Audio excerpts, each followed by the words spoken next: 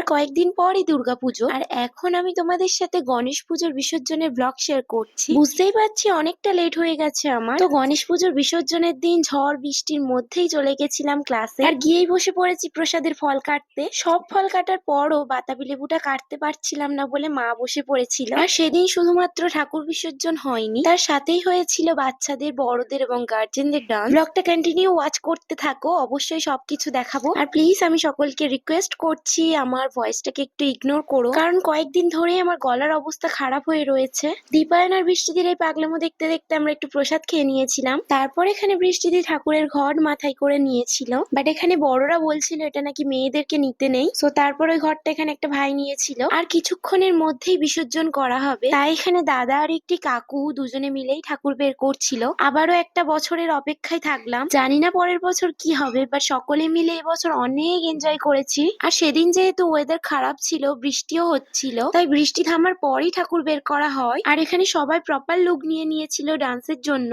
Dance শুরু করার আগেই ঠাকুরের বরণ কমপ্লিট হয়েছিল। আর পুজোর দিন থেকে আমরা যেই শাকটা কেউই বাজাতে পারছিলাম না, সেটা শ্রেয়াদি একাই বাজাচ্ছিল। আর লাস্ট ইয়ারের মতো এই ইয়ারেও আমার মাই বরণ করেছিল। তো দেখে নাও এখানে একের পর এক সব বরণ চলছে।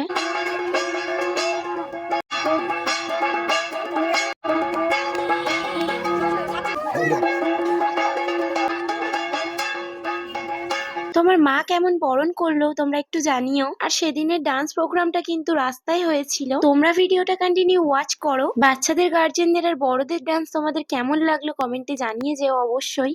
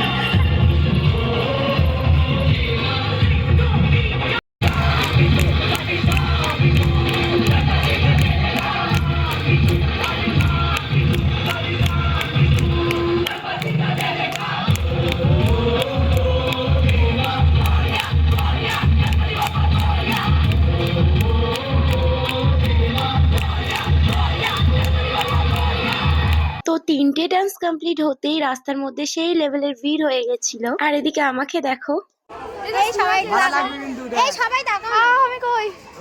তো এই ছিল আমাদের বিসর্জন লুক।